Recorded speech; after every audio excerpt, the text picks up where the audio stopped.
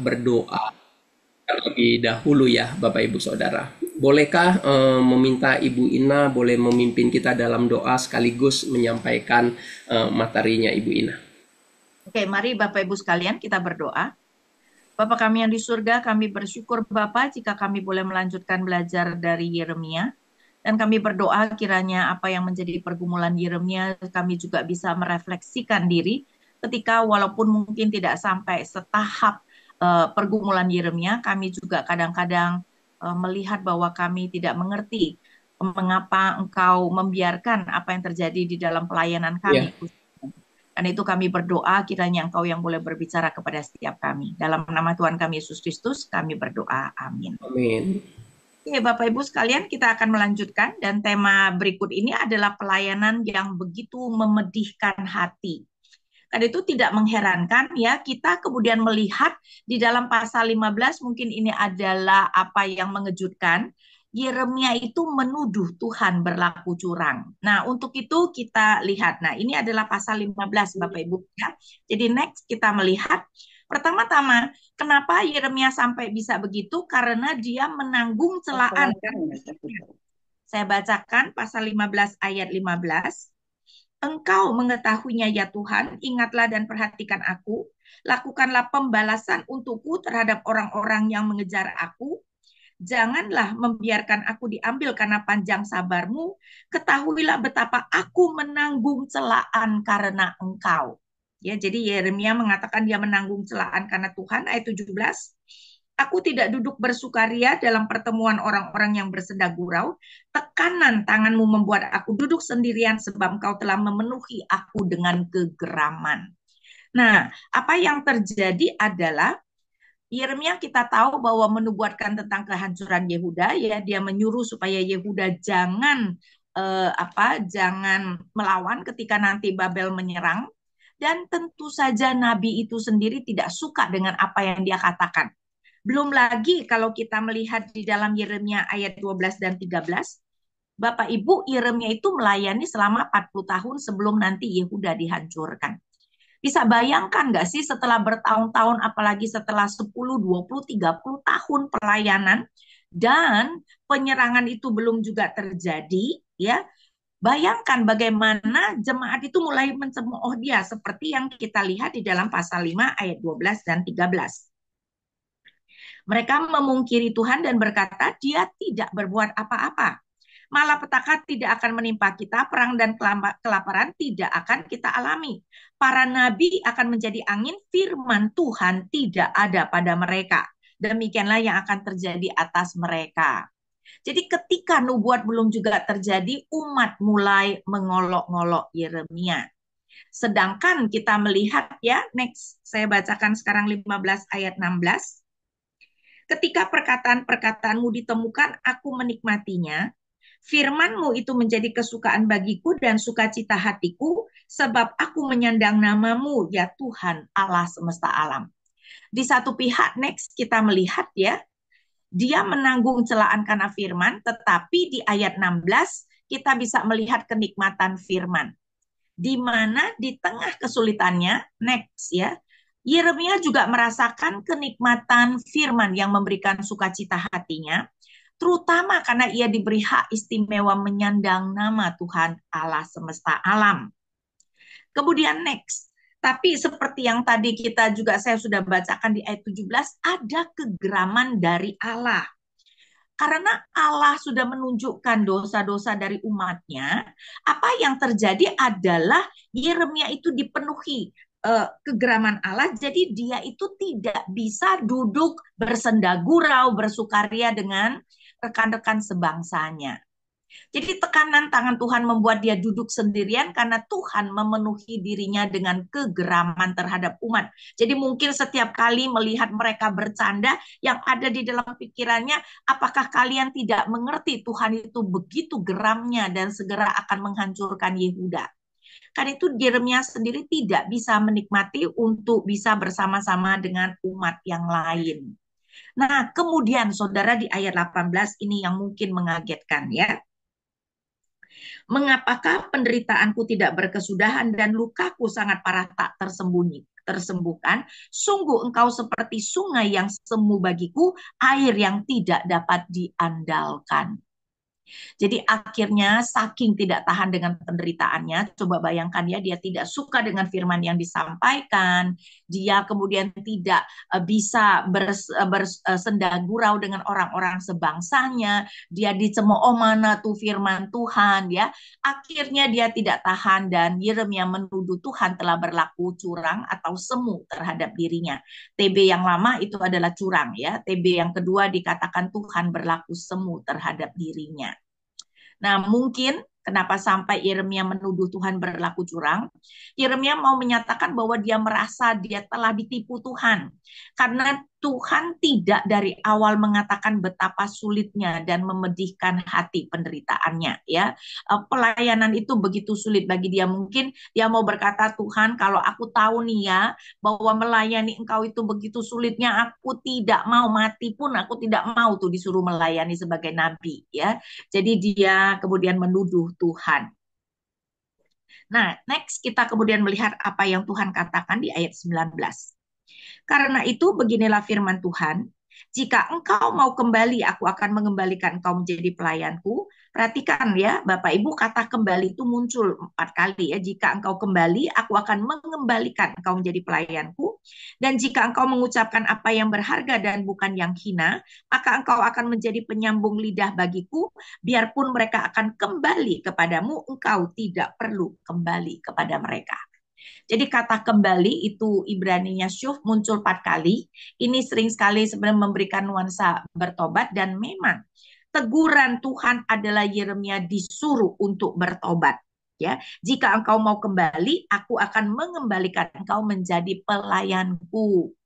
Nah, menurut saya ini merupakan sesuatu yang sangat menarik loh. Kita berpikir Tuhan akan marah bahwa Yeremia menuduh dia curang dan akan berkata, oke, kalau begitu aku tidak akan lagi memakai kau. Tetapi menariknya, walaupun betul Tuhan tentu saja menyuruh Yeremia bertobat, ya tidak benar lah ya Bapak Ibu ya, masa mengatakan Tuhan itu curang, tapi Tuhan tetap akan mau memakai dia. Dan ini menunjukkan betapa Tuhan mengerti perkataan Yeremia keluar dari jeritan hati yang begitu sakit. Saya bayangkan ya kalau misalnya bawahan kita mengatakan ya bapak atau ibu itu curang terhadap saya, masih mau nggak sih kita punya bawahan seperti itu Bapak Ibu? Kemungkinan kita tidak akan berbesar hati terhadap Tuhan. Kemungkinan kita akan langsung orang itu menyuruh orang itu untuk keluar gitu ya, tidak mau lagi memakai orang itu, tapi tidak demikian dengan Tuhan. Dan itu menunjukkan Bapak Ibu ya betapa Allah kita adalah Allah yang sangat mengerti akan penderitaan kita. Allah bisa membedakan ini benar-benar kita itu mau atau memarahi, mencaci maki Allah, atau itu hanyalah karena jeritan dari penderitaan yang tidak tertahankan ya. Dan ini adalah karena penderitaan Yeremia itu begitu tidak tertahankan. Karena itu Tuhan kembali memberikan janjinya ayat 20 dan 21. Terhadap bangsa ini aku akan membuat engkau menjadi tembok berkubu dari tembaga. Mereka akan memerangi engkau tetapi tidak akan mengalahkan engkau sebab aku menyertai engkau untuk menyelamatkan dan melepaskan engkau. Demikianlah firman Tuhan. Aku akan melepaskan engkau dari tangan orang-orang jahat dan membebaskan engkau dari cengkeraman orang-orang lalim. Jadi Tuhan kembali menjanjikan Tuhan akan menyertai. Ingat ya, penyertaan Tuhan adalah berkat yang paling penting dan menyelamatkan Yeremia. Tapi Bapak Ibu, ini bukan janji yang baru. Ini adalah janji yang sudah pernah kita baca di dalam pasal 1 ayat 18 dan 19. Jadi Tuhan sebenarnya seringkali memberikan kita janji yang sama. Dan menarik bahwa ini juga bisa kita pakai di dalam meneguhkan saudara seiman yang sedang down Bapak Ibu ya. Kita itu tidak usah berpikir kita harus memberikan janji yang baru, tidak. Kita hanya perlu mengulangi janji-janji yang kita tahu penting. Tuhan peduli, Tuhan menyertai, Tuhan mengasihi engkau ya. Kata-kata yang sama yang memang sebenarnya merupakan janji utama Tuhan. Dan itu kita melihat Tuhan mengulangi janjinya. Next, nah ini adalah catatan mengenai apa yang Yeremia lakukan yang mau saya tambahkan Bapak Ibu ya. Tokoh-tokoh Alkitab dan para pemazmur dengan berani dan jujur mengutarakan kekecewaan dan kemarahan mereka kepada Allah. Kita bayangkan Mazmur itu malahan banyak Mazmur Daud. Kita pikir misalnya Ayub ya dengan jelas menunjukkan kalau dia kecewa dan marah pada Allah. Naomi mengatakan tangan Tuhan teracung terhadap aku. Habakuk yang juga memprotes bagaimana mungkin Tuhan membiarkan kelaliman terjadi dan sebagainya. Nah, kita melihat bahwa kenapa begitu banyak tokoh Alkitab yang menunjukkan mereka kecewa dan murka terhadap Allah. Nah, itu karena Allah mau kita belajar dari mereka. Tentu saja ya Bapak Ibu, marah kepada Allah itu adalah dosa. Tetapi itu adalah sesuatu yang tidak dapat kita kontrol, bukan? Ketika kita kecewa, bisa ada perasaan marah, apalagi kalau kita dalam kesakitan yang luar biasa. Nah, tujuan daripada Allah memberikan contoh bagaimana tokoh-tokoh Alkitab yang benar ya berani dengan jujur mengutarakan isi hati mereka yang negatif itu adalah karena Allah mengerti kalau kita memendam kemarahan itu bisa sangat berbahaya. Karena itu Allah mau kita jangan memendam kemarahan kita, toh Allah juga sudah tahu kalau kita marah dan kecewa pada Dia, maka kita harusnya dengan jujur mengutarakannya. Ya, jadi kita perlu belajar untuk dengan jujur mengutarakan isi hati kita kepada Tuhan, terutama perasaan negatif, Bapak Ibu sekalian. Karena apa? Next. Dengan demikian kita akan dapat mengatasi perasaan kecewa, marah, dan perasaan negatif lainnya dengan lebih baik. Karena itu kenapa kita itu banyak sekali diberikan contoh ya. Bagaimana tokoh-tokoh Alkitab berani menunjukkan kekecewaannya. Coba kita ingat misalnya Ayub. Ayub jelas menunjukkan dia kesal dengan Tuhan. Teman-temannya tidak tahan melihat Ayub kecewa dan marah pada Tuhan. Teman-temannya memarahi Ayub. Karena teman-temannya membela Tuhan. Anehnya Tuhan kemudian menyalahkan teman-teman Ayub. Dan mengatakan bahwa Ayub itu lebih benar dari mereka. Padahal yang marah, yang menunjukkan kecewa pada Tuhan adalah Ayub. Dan itu menunjukkan ini memang adalah sarana yang Tuhan mau kita pakai ya. Next kita juga melihat kenapa pelayanan Yeremia itu begitu memedihkan hati karena dia disuruh hidup terisolasi Bapak Ibu. Saya bacakan pasal 16 ayat 1. Firman Tuhan datang kepadaku bunyinya, jangan mengambil istri dan jangan mempunyai anak-anak lelaki dan anak-anak perempuan di tempat ini. Tuhan memerintahkan Yeremia untuk tidak menikah. Bapak Ibu, kalau kita perhatikan seluruh Alkitab, tidak ada jabatan apapun yang Allah berikan yang menuntut orang tidak menikah. Raja dan imam jelas harus menikah karena keturunan mereka yang kemudian menjadi raja atau imam. Nabi pun sebenarnya biasanya menikah ya. Jadi itu bukan merupakan sesuatu yang aneh kalau kemudian nabi menikah. Tetapi perintah ini khusus Allah tujukan hanya kepada Yeremia. Kenapa? Kenapa secara khusus Allah memerintahkan Yeremia untuk tidak menikah? Setahu saya dalam seluruh PL, hanya Yeremia yang disuruh tidak menikah. Rupanya next kita melihat Bapak Ibu karena hidup Yeremia akan menjadi preview penghakiman Allah. Jadi Allah akan menghukum umatnya. Nah, kehidupan Yeremia itu sebagai contoh penghakiman yang akan Allah berikan. Karena apa? Saya bacakan ya.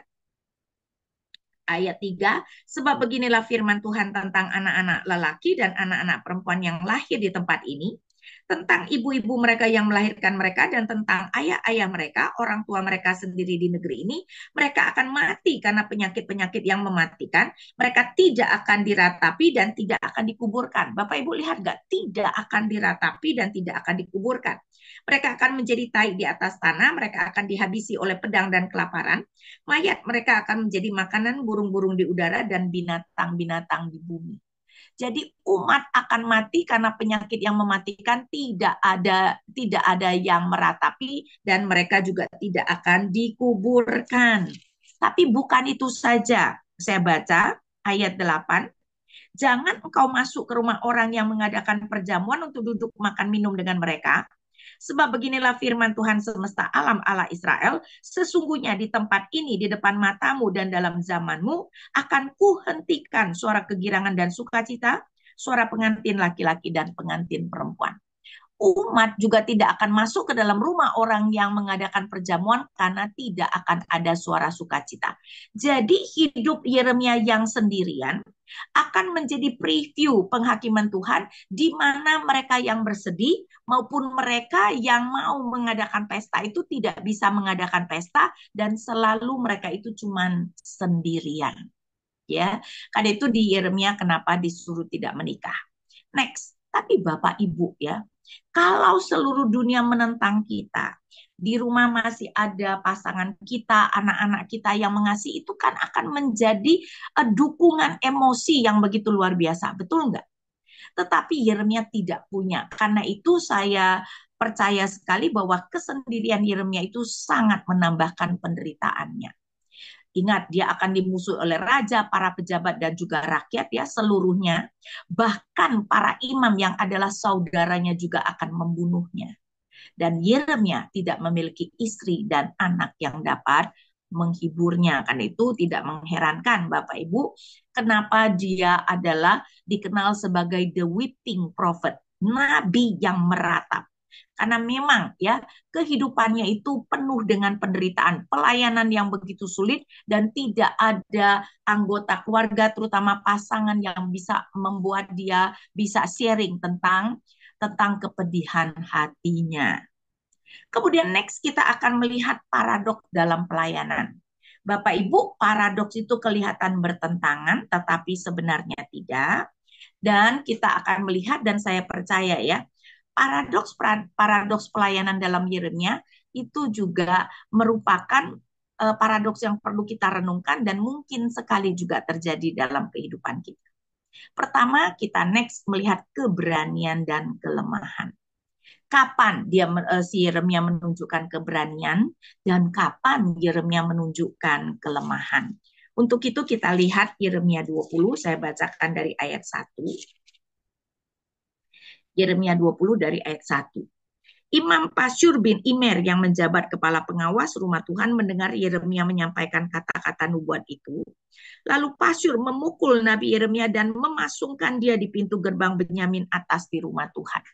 Jadi Imam Pasyur dengan tidak senang dengan nubuat Yeremia, ingat ya, nubuat Yeremia itu mungkin dianggap Yeremia berkhianat, menyuruh umat jangan jangan menentang ya, jangan melawan ketika Babel menyerang dan dia memasungi Yeremia. Bapak Ibu tahu pasung itu apa? Di zaman kita juga ya, keluarga-keluarga miskin kalau ada misalnya ada anggota keluarganya yang dianggap gila dan membahayakan, itu dipasung itu berarti diikat di rantai ya, biasanya dirantai kepada satu tempat ya, jadi tidak pernah dilepaskan. Nah itu namanya dipasung. Nah Yeremia memang cuma dipasung 1 hari kelihatannya ya, jadi dia dipasungkan baru keesokan harinya dilepaskan. Jadi Yeremia juga mengalami penderitaan secara fisik ya Bapak Ibu ya, bukan cuma penderitaan mental, tetapi juga penderitaan fisik. Nah, saya kemudian baca ayat 3. Keesokan harinya ketika Pasyur melepaskan Yeremia dari pasungan itu, Yeremia berkata kepadanya, Tuhan tidak akan lagi menyebut namamu Pasyur, melainkan kegentaran dari segala jurusan. Nah, apa yang terjadi adalah setelah dilepaskan, kita bayangkan Yeremia bisa takut dong, takut nanti dipasung lagi, bukan? Ya, tetapi rupanya Yeremia tidak gentar dan dia dengan berani mengatakan bahwa Tuhan tidak akan lagi menyebut namamu Pasyur, melainkan kegentaran dari segala jurusan. Mungkin bisa dimajukan ke beberapa halaman ya. Jadi dalam hal ini, jadi Tuhan itu kemudian mengubah, masih beberapa lagi ya, masih next ya, ya masih lagi ya. Nah di sini ya. Nah jadi keesokan harinya Pasyur melepaskan Yeremia dan Yeremia berkata bahwa namanya akan disebut kegentaran dari segala jurusan. Jadi maksudnya memberikan sebutan ya, memberikan nama yang lain kepada Pasyur, di mana sekarang dikatakan nama Pasyur akan disebut kegentaran dari segala jurusan. Kenapa? Nah, next kita melihat Ayat 4, sebab beginilah firman Tuhan, sesungguhnya aku akan membuat engkau menjadi kegentaran bagimu sendiri dan bagi semua sahabatmu, mereka akan rebah oleh pedang musuhmu dan matamu sendiri akan melihatnya. Seluruh Yehuda akan kuserahkan ke dalam tangan Raja Babel yang akan mengangkut mereka ke pembuangan di Babel dan menewaskan mereka dengan pedang. Jadi, kenapa sekarang nama Pasyur disebut kegentaran dari segala jurusan? Karena Tuhan akan membuat Pasyur menjadi kegentaran bagi dirinya sendiri dan orang lain. Ya, dan ini mencerminkan kegentaran yang akan dialami umat ketika Babel menyerang. Ayat 6, adapun kau Pasyur dan semua orang yang tinggal di rumahmu akan diangkut sebagai tawanan sampai ke Babel. Engkau akan mati dan dikuburkan di sana, engkau dan semua sahabatmu yang telah kau berikan nubuat palsu. Jadi Pasyur dan semua sahabatnya akan dinubuatkan dan diangkut ke Babel dan akan mati dikuburkan di sana. Nah, ini bagian dari keberanian Yeremia, Bapak Ibu ya. Walaupun musuh sudah memasung dia, menyakiti dia dan punya kuasa untuk melakukan lagi, Yeremia tetap tidak gentar. Besoknya malahan dengan sengaja mengatakan namamu sekarang akan disebut kegentaran dari segala jurusan. Di depan Pasyur, Yeremia sama sekali tidak menunjukkan kegentaran sedikit pun. Tapi sebenarnya Bapak Ibu, di dalam hatinya ada kegentaran gak sih? Ya pasti adalah Bapak Ibu ya. Dia dipasung seharian, bagaimana mungkin dia tidak gentar ketika sudah mendapatkan ya siksaan secara fisik tersebut. Tetapi Yeremia tidak menunjukkan kegentarannya. Nah, kapan Yeremia kemudian menunjukkan kegentaran dan kelemahan? Coba kita lihat ayat 7 dan 8. Next. Sekarang Yeremia berbicara kepada Allahnya. Engkau telah membujuk aku ya Tuhan dan aku terbujuk. Engkau terlalu kuat bagiku dan engkau berhasil. Aku menjadi tertawaan sepanjang hari, mereka semua mengolok-olok aku. Sebab setiap kali aku berbicara, aku harus berteriak dan berseru kekerasan, kehancuran. Sebab firman Tuhan telah menjadi celah dan cemooh bagiku sepanjang hari. Setelah itu Yeremia meratap kepada Tuhan. Betapa atas bujukan Tuhan dia sekarang menjadi tertawaan sepanjang hari dan firman Tuhan telah menjadi cemooh baginya sepanjang hari.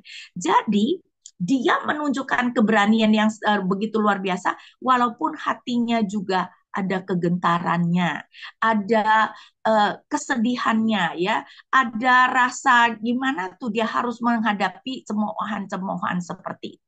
Karena itu ini paradoks yang pertama Bapak Ibu. Paradoks antara keberanian Yeremia di depan musuh dan kelemahan Yeremia di hadapan Allah. Nah Bapak Ibu tentu saja jemaat yang kita layani bukan musuh kita ya, berbeda dengan Yeremia. Tapi saya rasa paradoks ini juga tetap bisa berlaku bagi kita yang melayani. Karena apa? Karena memang kadang-kadang ada kelemahan yang kita perlu sharingkan dengan jemaat ya, supaya mereka jangan berpikir kita itu manusia super gitu ya, yang kayaknya tidak pernah mengalami godaan-godaan, dengan demikian tidak mengerti kelemahan-kelemahan mereka. Tapi ya, ada kegentaran-kegentaran kita dan kelemahan kita yang kita tidak bisa sharingkan dan tidak seharusnya kita sharingkan pada jemaat. Karena apa? Karena jemaat butuh figur yang bisa meyakinkan mereka ya. Karena itu ketika kita gentar ada hal-hal yang kita tidak bisa sharingkan. Saya bayangkan misalnya ya, kalau kita adalah panglima yang memimpin tentara untuk berperang dengan musuh, kalau kita gentar terhadap musuh, boleh nggak kita tunjukkan pada anak buah? Gak boleh Bapak Ibu, karena begitu kita tunjukkan kegentaran kita, moral daripada anak buah kita langsung terjun bebas. Kan itu walaupun gentar dalam hati, kita harus menunjukkan keberanian ya. Jadi hal-hal seperti itu, ada kelemahan-kelemahan kita yang kita tidak dapat sharingkan. Nah, kita sharingkan kelemahan itu ketika kita berdua dengan Tuhan. Kita curahkan segala isi hati kita ya. Kita curahkan mungkin rasa sakit kita di mana kita bisa dengan bebas mencurahkan. Jadi ini adalah paradoks yang pertama ya Bapak Ibu, keberanian dan juga kelemahan. Apalagi kalau benar-benar kita berhadapan dengan musuh ya. Jelas kita itu tidak boleh ya, kita itu tidak boleh apa tuh namanya eh, menunjukkan kegentaran sama sekali ya.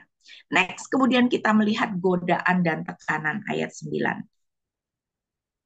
Bila aku berpikir aku tidak mau mengingat dia dan tidak mau berbicara lagi demi namanya, maka dalam hatiku ada sesuatu seperti api yang menyala-nyala, terkurung dalam tulang-tulangku, aku berlelah-lelah untuk menahannya, tetapi aku tidak sanggup. Yeremia tergoda untuk tidak lagi menyampaikan firman. Dia tergoda lagi untuk tidak melayani Tuhan. Nah, saya pikir ya, Bapak Ibu, apakah kita melayani sebagai hamba Tuhan atau sebagai aktivis atau sebagai majelis? Kadang-kadang saya pikir ketika pelayanan itu begitu sulit. Ketika kok kita merasa tidak ada yang menghargai pelayanan kita, sangat mungkin kita tergoda untuk tidak lagi melayani. Betul tidak? Ya. Nah, tetapi ternyata ketika Yeremia berpikir demikian, ada dalam hatinya sesuatu seperti api yang menyala, yang terkurung dalam tulangnya, yang tak sanggup ia tahan. Akhirnya dia tetap menyampaikan firman. Nah, apa yang sebenarnya Tuhan, apa yang terjadi? Jadi next kita melihat artinya, Yeremia kadang tergoda untuk berhenti melayani, tetapi ada bara api dalam dirinya yang membuat dia tidak dapat berhenti melayani. Nah, saya menafsirkan di dalam kehidupan kita, ini adalah beban yang Tuhan berikan. Kan itu sering sekali sebenarnya kesulitan dalam pelayanan membuat kita itu tidak tahan mau berhenti. Tetapi kemudian ada beban yang Tuhan berikan yang membuat kita tidak tega mungkin ya, dan tidak rela untuk berhenti. Coba bayangkan misalnya ya, kita tahu ada orang-orang yang begitu membutuhkan pelayanan kita. Di satu pihak misalnya kita tidak dihargai oleh para pemimpin ya, tetapi di satu pihak kita melihat jemaat begitu membutuhkan. Kan itu ada beban yang akhirnya membuat kita itu bertahan, dan itu yang terjadi. Dan saya yakin ini adalah paradoks yang harusnya bisa terjadi pada setiap kita Bapak Ibu ya, yang melayani secara full time ataupun tidak full time. Karena memang pelayanan yang sulit kadang-kadang membuat kita begitu tergoda untuk berhenti melayani. Tetapi itu juga kenapa pelayanan apalagi sebagai hamba Tuhan full time, mau tidak mau itu harus karena panggilan Bapak Ibu. Harus ada beban yang akhirnya membuat kita bertahan dalam situasi yang sangat sulit pun.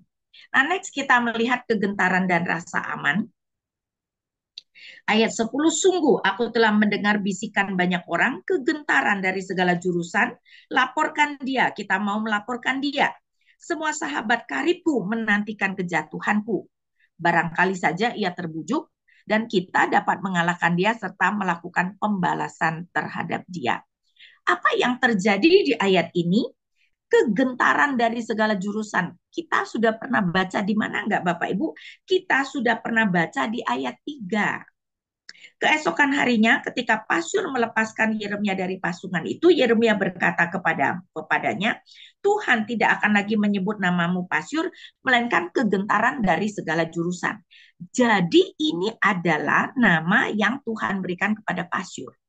Kalau begitu apa yang terjadi? Kenapa Yeremia ketika dia melewati orang, dia mendengar orang mengatakan kegentaran dari segala jurusan?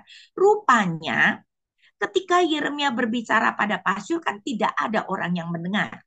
Jadi orang-orang rakyat itu tidak tahu kalau itu adalah nama yang Tuhan suruh Yeremia berikan kepada Pasyur. Yang terjadi sekarang Pasyur membalikkan nama itu kepada Yeremia.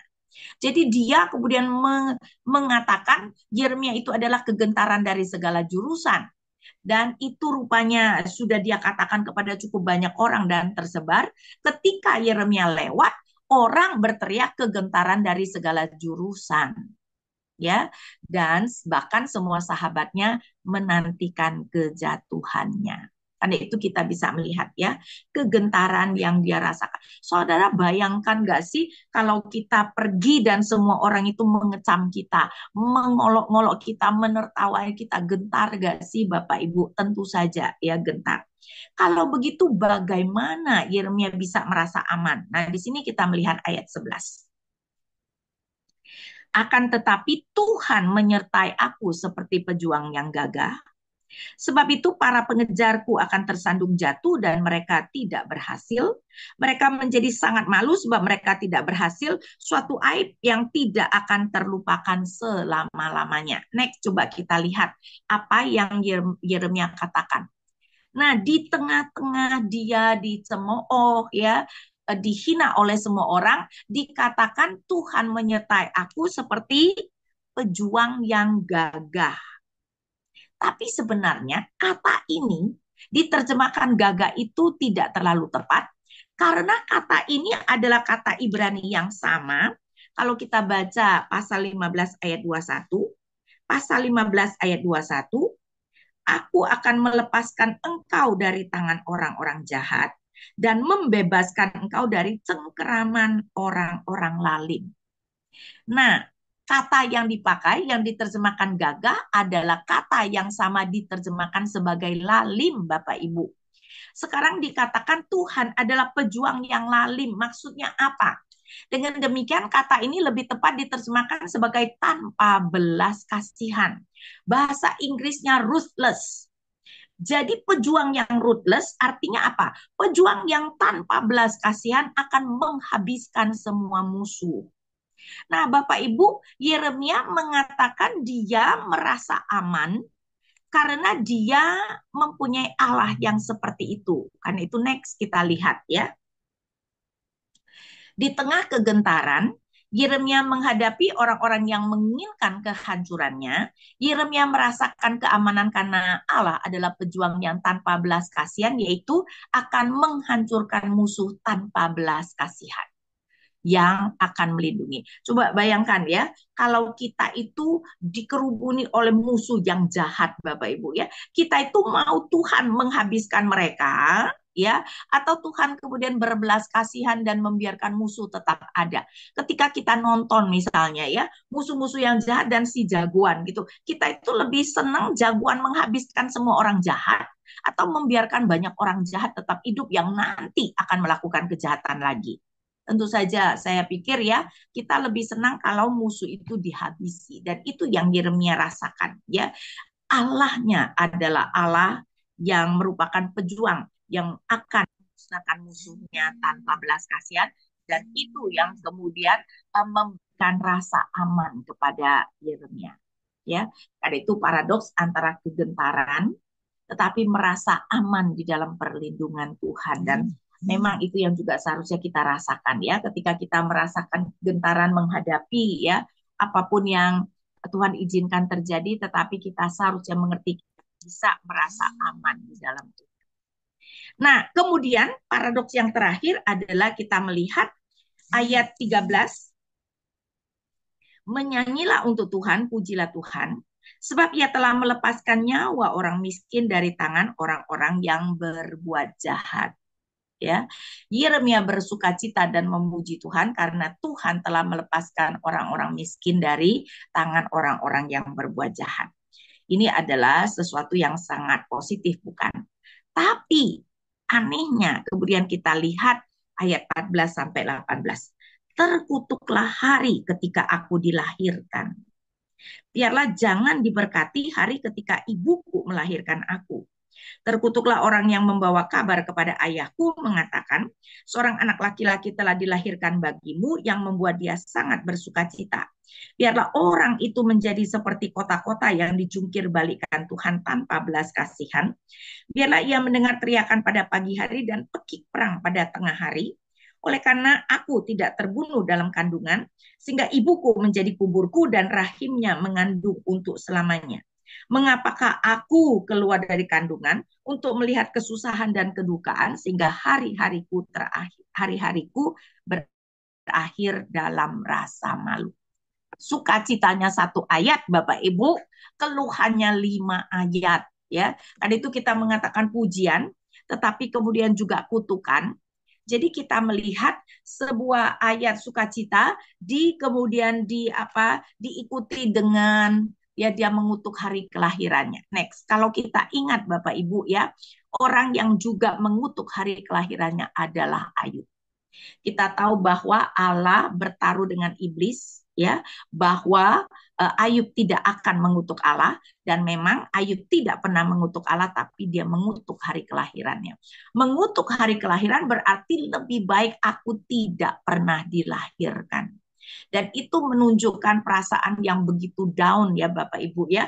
Perasaan yang begitu sedih, buat apa aku hidup seperti ini, sampai kemudian dia mengutuk hari kelahirannya. Dan ini menunjukkan Bapak Ibu, Yeremia merasa lebih baik dia tidak pernah dilahirkan daripada hidup menderita seperti sekarang. Kan itu kan kenapa ya kita melihat bahwa pelayanan Yeremia adalah pelayanan yang begitu memedihkan hatinya. Jadi di sini kita melihat paradoks yang begitu luar biasa. Dan itu menunjukkan Bapak Ibu ya betapa sebenarnya perjalanan pelayanan kita itu merupakan sesuatu yang tidak mudah untuk dilakukan. Jadi karena itu next kita melihat bahwa perasaan positif dan negatif yang dirasakan oleh Yeremia menunjukkan bahwa kehidupan orang percaya penuh dengan paradoks antara pujian dan kutukan. Kehidupan yang tidak mudah dan tidak bisa lancar begitu saja. Dan ini merupakan sesuatu yang harus kita tahu bahwa ini tidak hanya dirasakan oleh orang-orang yang tidak beriman, bahkan orang-orang yang sangat beriman. Karena itu sekali lagi kan ingat bahwa yang banyak mengeluh itu sebenarnya adalah tokoh-tokoh Alkitab yang luar biasa, Bapak Ibu ya. Mereka yang berani menunjukkan kekecewaan dan kemarahan mereka. Misalnya Daud adalah kita tahu betapa berimannya Daud, tapi dia juga adalah orang yang di dalam Mazmur-Mazmurnya banyak sekali mengeluh kepada Tuhan. Seperti Mazmur 13, berapa lama lagi, sampai 4 kali dia bertanya berapa lama lagi Tuhan akan memalingkan wajahnya. Untuk itu saya akan mengakhiri mungkin dengan Lukas 18 mengenai kita slide-nya sudah selesai ya. Lukas 18 mengenai hakim yang tidak adil. Karena saya mau menunjukkan bahwa iman yang luar biasa adalah iman yang bukannya kita itu tidak bergumul ya, tetapi iman di mana kita itu tetap berseru kepada Tuhan. Seperti Yeremia, dia mengeluh 5 ayat ya, tetapi dia akan mengeluhnya kepada Tuhan. Iman yang tetap mengeluh kepada Tuhan ketika Bapak Ibu, ketika Tuhan tidak memberikan apa yang kita inginkan. Kan itu saya mau supaya kita melihat Lukas 18. Jadi saya tutup dengan perumpamaan tentang hakim yang tidak adil, Bapak Ibu. Nah, Yesus menyampaikan suatu perumpamaan kepada mereka untuk menegaskan bahwa mereka harus selalu berdoa tanpa jemu-jemu, ya. Jadi memang di dalam perumpamaan Yesus biasanya sudah memberitahukan sebenarnya inti perumpamaan itu tentang apa. Jadi ini adalah tentang doa dengan tidak jemu-jemu. Katanya di sebuah kota ada seorang hakim yang tidak takut akan Allah dan tidak menghormati seorang pun. Di kota itu ada seorang janda yang selalu datang kepada hakim itu dan berkata, berikanlah keadilan kepadaku terhadap lawanku.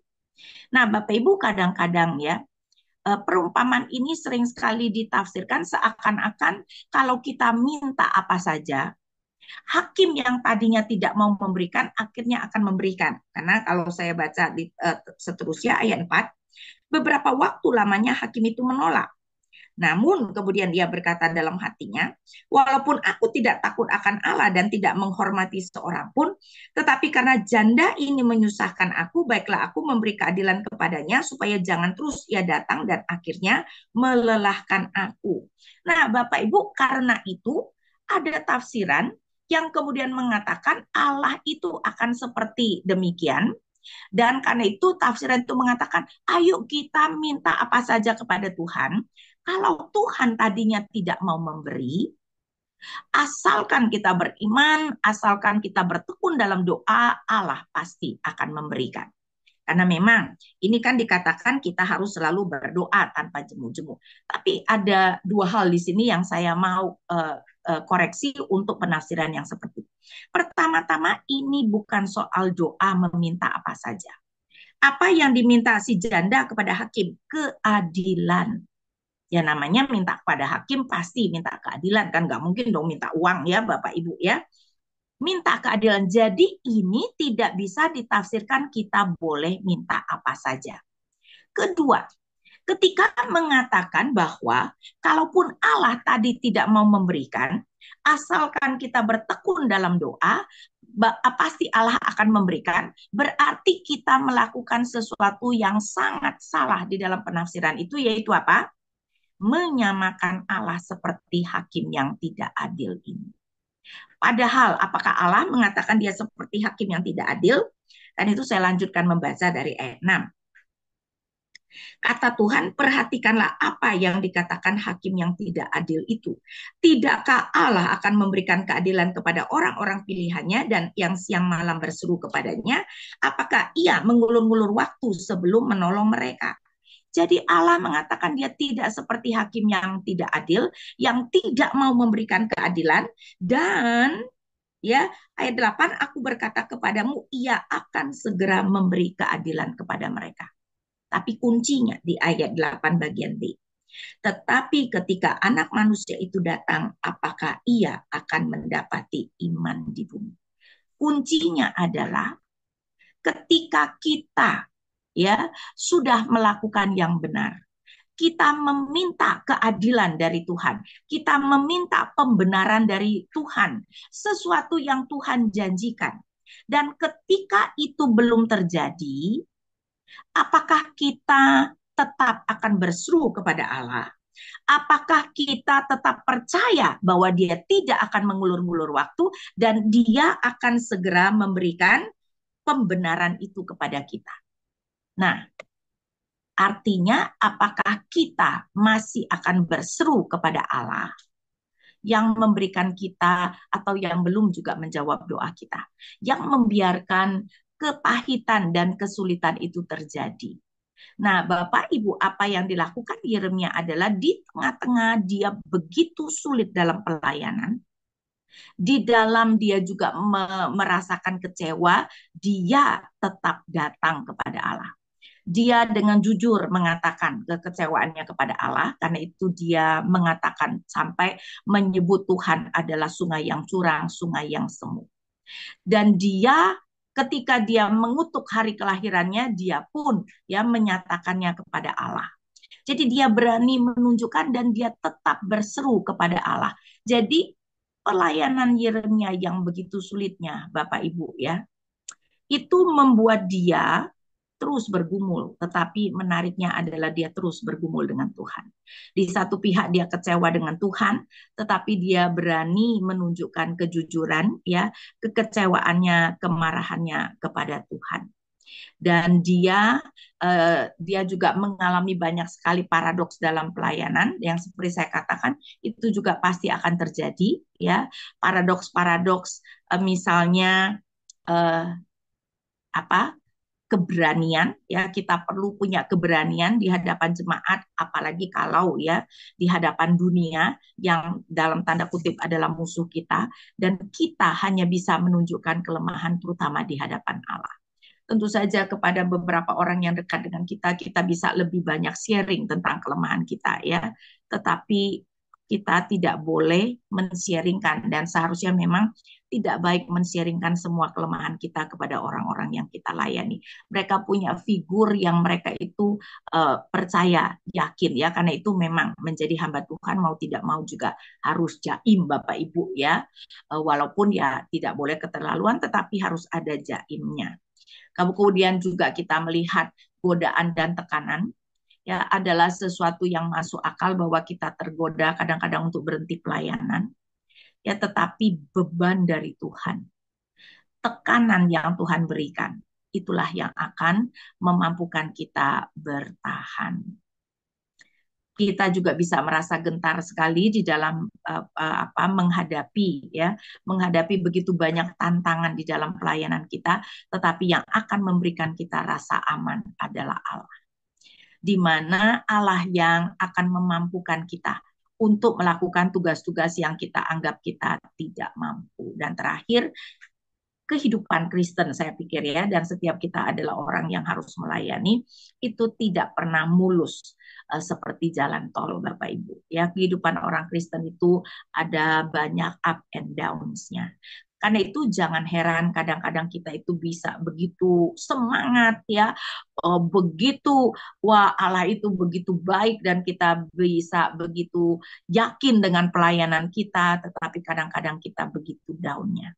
Dan rupanya ini adalah sesuatu yang bahkan Nabi Yeremia mengalami. Coba bayangkan ya, kalau nabi-nabi yang begitu dekat dengan Tuhan pun mengalami seperti itu, ya apalagi kita.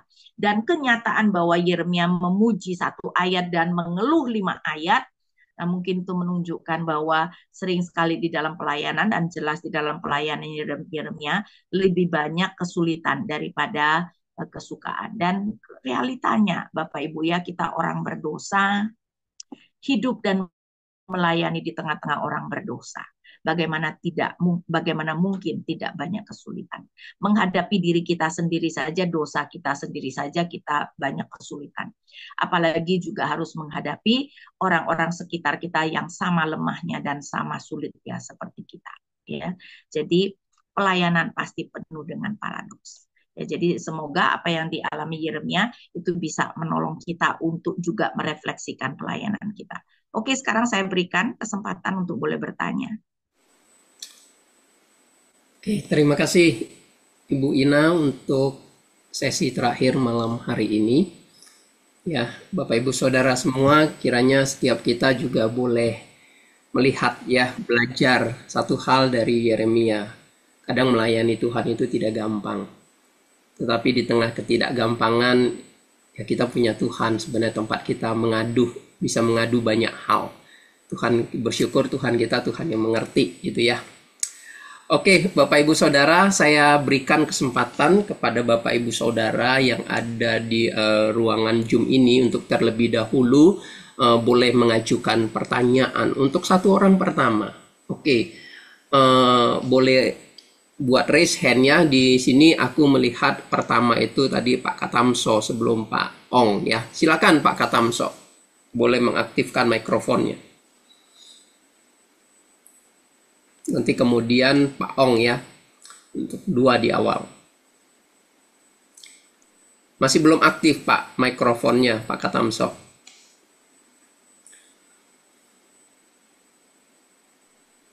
Oke, sudah. Bu, saya selalu kalau dalam keadaan sukacita kita oke sekali ya melayani.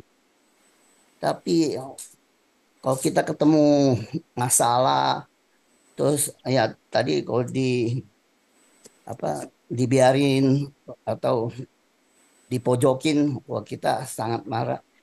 Dan selalu saya cuma ingat Roma pasal 5 ayat 3 sampai 4 ya. Itu waktu itu sengsara menimbulkan ketekunan, tekunan menimbulkan pengharapan, itu loh yang saya pegang. Kita kan manusia kan orang lemah ya, selalu harus bergandeng tangan dengan Tuhan ya, karena kita nggak bisa berbuat apa-apa ya, itu yang saya pegang. Terus tadi Ibu mengatakan ya apa, orang yang nggak suka menyendiri ya, ada tadi ya, ada yang menyendiri. Saya kiranya tuh masalah karakter masing-masing ya, seseorang aja ya. Tapi kalau soal karakter, Yeremia bukan soal karakter. Tuhan yang membuat dia geram dengan jemaatnya, jadi dia tidak bisa bersama. Jadi bukan soal introvert yang memang tidak suka bergaul, tidak. Itu karena Tuhan yang membuat dia geram. Jadi dia itu tahu betapa berdosanya jemaat ya. Dia tahu itu betapa Tuhan itu sedang mau menghukum. Jadi nggak tahan melihat mereka itu merasa seakan-akan semuanya oke gitu loh Pak. Jadi kebersamaan Tuhan yang memenuhi dirinya, karena itu dia tidak tahan dan tidak bisa bercanda dengan rekan-rekan sebangsanya. Jadi bukan soal introvert ya, tetapi kegeraman Tuhan yang kemudian memenuhi dirinya, dan itu yang dikatakan. Oh, dia menganggap itu tidak adil ya bagi semua orang.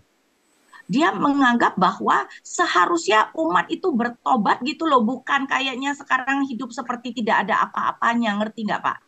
Gimana Iya, sih ketika kita mengetahui mereka itu begitu berdosa dan Tuhan begitu murka dan mereka menganggap hidup itu baik-baik saja, coba geram nggak tuh? Ya, tetap dan itu yang dibiarin aja kali ya mereka. Ya sekarang politik di Indo aja juga begitu kan. Udah parah, kita masih oke-oke aja lah, biarin lah, nggak ada urusan gitu lah. Ya dan seperti itu. ya kalau orang yang benar-benar tahu yang memang akan lebih geram ya, kita kan Ya, tidak perlu ngerti lah, kita cuma ngerti kulitnya politik-politik, sehingga mungkin kegeraman kita akan berbeda dengan mereka yang benar-benar tahu tuh dalamnya itu seperti apa gitu kan. Nah masalahnya kan Yeremia tuh benar-benar tahu tuh apa yang terjadi pada umat Tuhan, karena itu dia begitu geramnya. Masuk Pak Katamso itu Bu.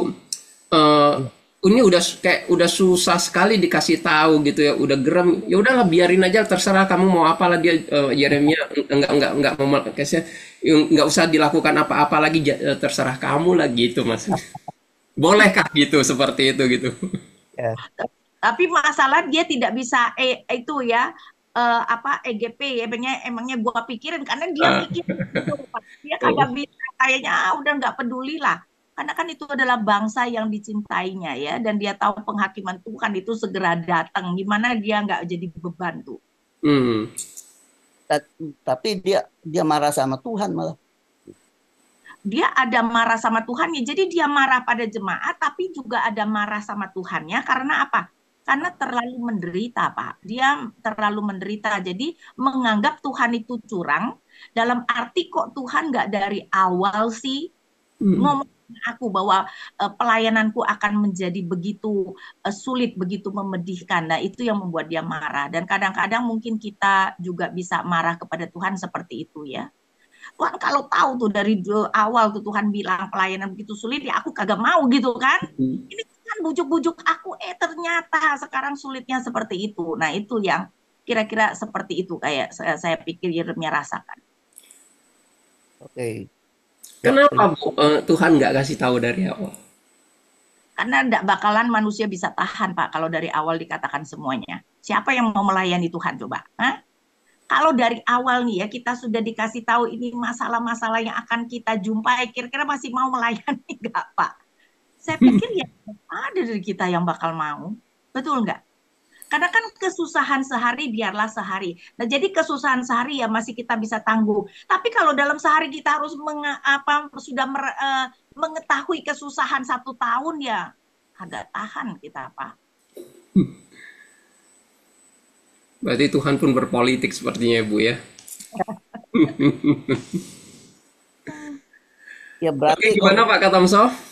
ya Mungkin berarti di dalam pelayanan apa siswa-siswa yang menghadapi sekian itu juga berapa persen yang bisa mundur ya waktu mereka mereka Iya ya, eh, logik kuliah. ya selalu ada, dan biar karena memang mahasiswanya sedikit, jadi kalau undur 1 2 aja lumayan tuh persentasenya. Ya. Jadi memang bisa kadang-kadang masalah keluarga, masalah apa, Pernah kadang dicatat nggak ya selama akademik. ini Hah? rata-rata akuratnya berapa persen gitu ya yang Saya nggak mundur? ingat berapa persen, tapi ada kali ya setidak-tidaknya 10 sampai 20%, Pak. Wah, banyak juga ya. Ya. Oke. oke, Oke, Ibu. thank you ya Pak Katamso. Ya, Ibu. Selesai untuk pertanyaannya dan jawabannya untuk Ibu Ina. Untuk Pak Ong mungkin boleh tahan sebentar ya Pak Ong ya. Aku ngajukan pertanyaan yang masuk dulu ya, yang cukup banyak ini. Nah, ada satu pertanyaan ini yang cukup panjang Bu. Boleh minta Ibu Ina memberikan sharingnya ya. Dalam Yeremia pasal 7 ayat 1 sampai 11 mencatat teguran Tuhan yang keras terhadap bangsa Yehuda yang beribadah secara seremonial namun hidup dalam ketidakadilan. Ya, mereka ibadah di bait Allah tapi hati mereka jauh dari Tuhan. Ibadahnya hanya kayak ritual-ritual saja, Bu. Nah, yang menjadi pertanyaan adalah apakah menurut Ibu gereja masa kini itu juga bisa jatuh ke dalam pola yang sama, yang hanya menjadi rutinitas tanpa makna yang mendalam di dalam beribadah di dalam gereja. Terus bagaimana membangun satu kehidupan rohani yang lebih dari sekedar ritual di dalam gereja, Bu. Nah, itu yang pertama. Yang kedua, jika melihat Yeremia 25 ayat 11 sampai 12 yang menubuatkan bahwa pembuangan ke Babel itu 70 tahun. Nah, ini harus dipahami secara literal atau sebenarnya juga ada pesan simbolisnya, Bu. Ini dua, Bu, pertanyaan ini. Minta pandangan Ibu. Sebenarnya kalau saya lihat bukan soal yang dikecam itu bukan soal rutinitasnya, karena Tuhan itu bahkan tidak mengecam soal persembahan korban mereka, tapi mereka di satu pihak beribadah kepada Tuhan, tapi di satu pihak mereka itu tidak melakukan keadilan. Jadi lebih ke arah yang dikecam Tuhan adalah jangan katakan kamu mengasihi aku ketika seperti kata Rasul, kamu tidak mengasihi saudara-saudara yang kelihatan, ya. Jadi jangan ngomong tuh kamu tuh mengasihi Allah yang tidak kelihatan. Jadi yang dikecam lebih ke arah bukan rutinitas, ya, tetapi lebih kepada mereka itu di satu pihak menyembah Tuhan, tapi di pihak lain menindas saudara mereka. Tapi karena pertanyaan rutinitas saya juga jawab deh. Memang kadang-kadang rutinitas akhirnya itu yang kita lakukan ya, rutinitas yang tanpa makna gitu. Karena itu sebenarnya mungkin kadang-kadang gereja itu harus menjelaskan tuh kenapa kita melakukan seperti ini. Apa yang sebenarnya menjadi tujuan kita sehingga ini tidak menjadi rutinitas tanpa makna. Ketika rutinitas dan jemaat sama sekali tidak mengerti kenapa kita melakukan rutinitas itu, nah itu yang kemudian bisa membuat mereka kagak ngerti sama sekali kan apa yang dilakukan, ya. Jadi kita mungkin perlu menjelaskan. Tapi apa yang didakwaan oleh nabi-nabi, dan saya rasa itu sangat relevan dengan gereja sekarang juga ya Bapak Ibu ya. Alkitab selalu menunjukkan kita itu menyembah Allah dan mengasihi sesama itu adalah seperti satu poin dengan dua sisi. Kita harus melakukan kedua-duanya. Nah, gereja sekarang sering sekali kita itu atau kita orang Kristen sekarang, kita itu lebih menilai kerohanian seseorang hanya dari aktivitas agama. Oh dia rajin pelayanan, dia rajin PA, ya ke gereja seminggu gak tahu berapa kali, dia pasti orang yang takut akan Tuhan. Nah itu betul tapi tidak lengkap. Itu penting, tapi kita juga perlu melihat di satu sisinya bagaimana dia memperhatikan sesama dia, bagaimana dia memperlakukan pegawainya, bagaimana dia memperlakukan orang-orang yang perlu ditolong. Dan saya rasa itu juga mungkin perlu ditekankan oleh gereja, karena apa? Itu yang sangat ditekankan oleh para nabi. Ya, bagaimana mereka di satu pihak sangat beragama, tetapi di pihak lain mereka menindas sesama mereka, terutama mereka yang lemah. Nah, pembuangan 70 tahun, ya, kadang-kadang dilihat seperti ini. Ada yang mencoba menafsirkannya secara harafiah, mungkin bisa dilihat gini. Pembuangan pertama Daniel itu 605, ya, 605. Nanti ketika mereka kembali dari Babel itu kira-kira mungkin 538, 537, berarti hampir 70 tahun. Atau ada yang melihat dari hancurnya bait Allah. Hancurnya bait Allah itu 587, 586. Bait Allah yang kedua nanti selesai dibangun itu 516. Kalau begitu persis 70 tahun. Atau memang kita melihat ya simbolik, karena ternyata di dalam Daniel 9 nanti Tuhan berkata bukan 70 tapi 70 kali 7, ya toh, dan 70 kali 7 itu pun bukan harafiah ya, jadi lebih ke arah sampai sekarang pun ternyata belum selesai. Karena kenyataannya ketika nanti mereka kembali ke Yerusalem, sebenarnya mereka masih berada di pembuangan dalam arti karena belum ada Mesias, belum ada kerajaan Allah. Karena itu Yesus di dalam Lukas 4 mengatakan kembali dari pembuangan itu baru terjadi. Maksudnya terjadi sekarang, kata Yesus, tergenapi pada dia. Ya, karena itu kalau kita hitung seperti itu ya pembuangan jelas lebih daripada 70 tahun. Ya, 7 adalah angka sempurna, 10 juga adalah angka penggenapan, 7 kali 10, dan itu bisa merupakan angka simbolik. Ya, jadi itu adalah beberapa pemikiran dari para ahli. Apakah bisa dikatakan bahwa kebobrokan Israel ini bukan cuman untuk diketahui Israel, tetapi di sepanjang zaman akan terus terlihat yang seperti ini dan umat harus belajar di sana, Bu? Ya, Dari saya 70 kali 7 itu. betul. Pengkhotbah mengatakan tidak ada yang baru di bawah matahari. Maksudnya bukan inovasi, tapi tingkah laku manusia. Tingkah laku manusia itu sama terus, tidak ada yang baru. Dan itu berarti kesalahan-kesalahan yang dilakukan nenek moyang kita atau ya umat Allah di PL, di PB, itu kemungkinan sekali akan kita lakukan lagi. Karena itu kenapa Paulus bisa berkata bahwa semua yang dicatat itu adalah untuk pengajaran, untuk mengkoreksi, untuk menegur kita. Karena memang tingkah laku manusia itu akhirnya sama, tidak ada yang baru di bawah matahari. Ya, jadi ya memang karena itu kita walaupun itu terjadi pada zaman Yeremia, kita bisa melihat bahwa ini relevan sekali juga di dalam kehidupan kita. Ya.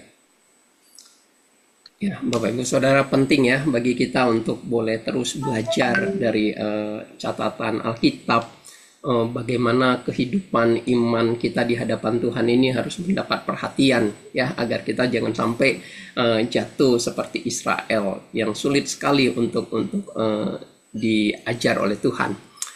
Oke, thank you Bu.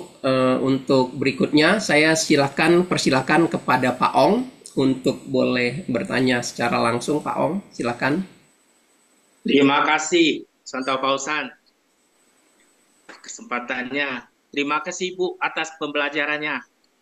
Saya menganggap ini adalah, seperti Ibu katakan, adalah krisis rohani. Karena di dalam gereja sekarang, yang diajarkan itu adalah lebih cenderung kenyamanan. Ya kan? Berkat. Kalau ikut Tuhan, melayani Tuhan, kita akan bla bla bla. Tetapi hari ini saya dapat belajar bahwa ikut Tuhan itu begitu tidak mudah. Kalau kita tahu pun, kita mungkin tidak mau ikut. Ya Bu ya. Jadi kalau saya melihat ini adalah bertolak belakang dengan, ya kan, apa yang Ibu katakan dengan kenyataan. Ke Ibu ya dong. Kan? Ya. Lanjut Pak Ong.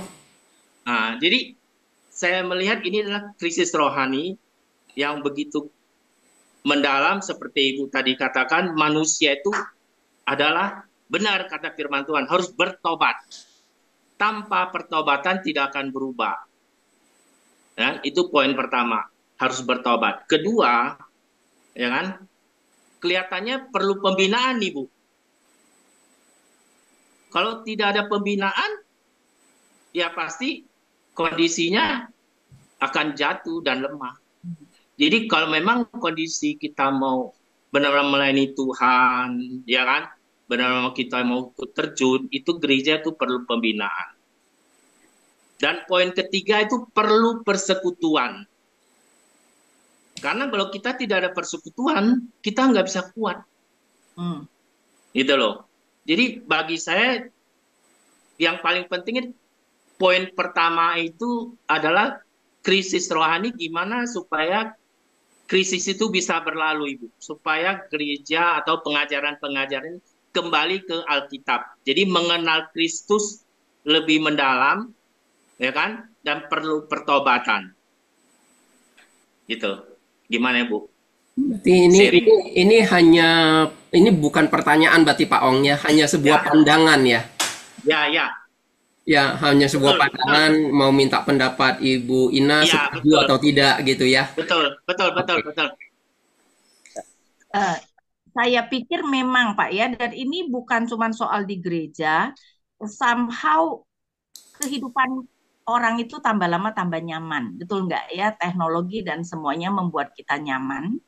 Dan itu tentu saja juga masuk dalam gereja, sehingga kita itu mau semuanya instan. Kita itu tidak mau dibentuk ya oleh Tuhan, kita mau semuanya nyaman. Dan saya rasa ini menjadi permasalahan saya rasa seluruh umat manusia ya, dan termasuk kemudian orang-orang Kristen. Dan itu benar sekali. Karena itu memang gereja itu sekarang menghadapi tantangan yang semakin lama semakin sulit karena memang manusia itu tambah lama tambah tidak bertekun karena apa? Hidup dalam kenyamanan. Karena itu kenyamanan itu membawa membawa apa?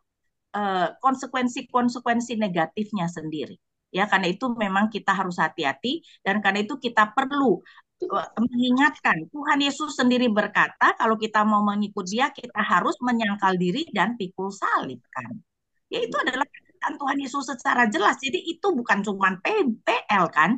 Di PB pun Tuhan Yesus sudah mengatakan dunia akan membenci kamu, kamu akan dianiaya. Sehingga saya pikir ya di dalam PB pun itu merupakan sesuatu yang sangat jelas. Dan karena itu memang kita perlu mengerti apa yang sebenarnya Tuhan tuntut dari kita dan saya setuju sekali karena itu jemaat memang perlu belajar firman Tuhan ya. Khotbah itu tidak cukup menurut. Kenapa? Karena di dalam khotbah tidak ada dua arah ya. Khotbah itu cuma satu arah, jemaat tidak bisa bertanya. Karena itu seharusnya memang jemaat itu diajak untuk mengikuti pembinaan ya. Karena pembinaan itu bisa lebih detail, kemudian jemaat kemudian juga bisa bertanya. Sehingga ya saya setuju sih Pak. Dan tentu saja persekutuan ya. Karena itu kenapa di iman rasuli pun ada persekutuan orang kudus. Tuhan ketika mencipta Adam tidak baik manusia itu seorang diri saja. Dan ini bukan cuma soal pernikahan. Kita memang dicipta untuk hidup bersama. Jadi manusia tidak bisa hidup bersama, orang Kristen tidak bisa menjadi orang Kristen sendiri. Pasti jatuh. Karena memang kita butuh ya, kita perlu saling mendoakan, saling menanggung beban, saling menguatkan dan sebagainya. Ya, sehingga ya saya setuju dengan apa yang Bapak katakan sih. Oke, thank you Ibu Ina untuk sharingnya. Bu, ini masih ada beberapa pertanyaan. Yang pertama, Bu, kalau di dalam kita melayani mengalami penolakan gitu, Bu, ya. Tadi kan Ibu Ina bilang Yeremia itu tetap melayani gitu ya. Walaupun dia sempat mempertanyakan Tuhan karena beban gitu loh, karena beban. Nah, bagaimana di dalam satu pelayanan gerejawi gitu ya, kita mengalami tantangan pelayanan yang tidak gampang, ada penolakan juga di sana, ada ketidaksamaan pandangan juga. Bolehkah kita kemudian kayak pindah? Maksudnya kan beban bisa di tempat yang lain gitu, Bu. Beban bisa di tempat yang lain. Nah, sedangkan Tuhan Yesus sendiri juga pernah menyingkir, enggak, maksudnya di kampung halamannya dia enggak melakukan banyak mujizat, dia mengalami penolakan, kemudian Tuhan ya udah dia tinggalin gitu loh, dia enggak bertahan di sana. Nah, kalau Yeremia kan melayani satu bangsa dikatakan gitu ya Bu, mungkin dia nggak bisa pindah, tapi kita melayani satu gereja, banyak gereja gitu loh, bisa pindah gitu loh, nggak mesti harus bertahan di satu gereja itu gitu loh. Nah, menurut Ibu bagaimana, Bu? Nah, menurut saya Tuhan itu mempunyai tugas yang berbeda untuk setiap kita. Dan kita perlu melakukan pekerjaan baik yang sudah Tuhan persiapkan bagi kita. Jadi jawabannya bukan soal boleh atau tidak, tapi Tuhan mau kita melayani di mana. Jadi itu adalah tugas kita menggumulkan dengan Tuhan. Tuhan, apakah ini berarti memang aku lebih baik pindah atau kemudian aku tetap bertahan di sana? Dan saya rasa itu sangat bergantung kepada beban yang Tuhan berikan. Ya, karena itu saya mengatakan beban itu yang banyak menuntun Ya, mungkin kita mau pindah, hati itu pengen pindah, sudah nggak tahan gitu, tapi melihat domba-domba yang kita layani begitu membutuhkan, akhirnya nggak tega, misalnya, kan? Mm-mm. Ya, dalam hal itu saya pikir ini tidak ada jawaban boleh apa enggak, itu tergantung apa yang Tuhan mau kita kerjakan. Jadi hal-hal seperti ini, saudara, mau tidak mau kita yang harus menggumulkan dengan Tuhan ya. Mm. Ada saatnya mungkin Tuhan bilang, oke, pindah, karena memang kamu mungkin lebih akan efektif di tempat lain. Ada saatnya Tuhan bilang, tidak, aku memang mau kamu bertahan di sini. Karena ada yang aku mau kamu kerjakan di sini, walaupun ini sangat sulit misalnya. Dan itu adalah pergumulan masing-masing kepada Tuhan. Orang lain tidak mungkin bisa menjawab untuk kita. Ya, karena Tuhan mempunyai tugas yang berbeda-beda untuk setiap kita. Penting sekali ya Bu ya untuk mempertanyakan ini kepada Tuhan. Jangan menyimpulkan sendiri sebelum datang sama Tuhan dan meminta petunjuk Tuhan gitu ya. Ya. Oke, thank you Bu. Terus ini ada dua pertanyaan lagi Bu. Dikatakan kan dalam Yeremia 15:19 itu Tuhan meminta Yeremia itu bertobat. Ketika Yeremia itu mempertanyakan cara Tuhan mengkomunikasikan pelayanan Tuhan itu kepada Yeremia gitu loh. Yeremia masuk nggak dikasih kayak yang tadi, tidak diberitahu di awal, tetapi diberitahukan itu justru di dalam perjalanan pelayanan itu, dan dia melihat ada begitu banyak hal yang sulit. Nah, sebenarnya kalau mau dibilang kan ini manusiawi ya Bu ya, manusiawi sekali gitu loh.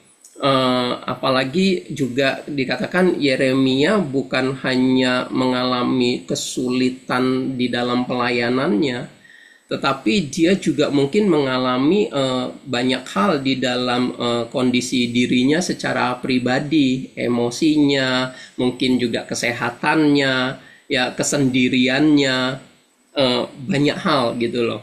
Jadi waktu dia mempertanyakan Tuhan itu kan manusiawi gitu loh.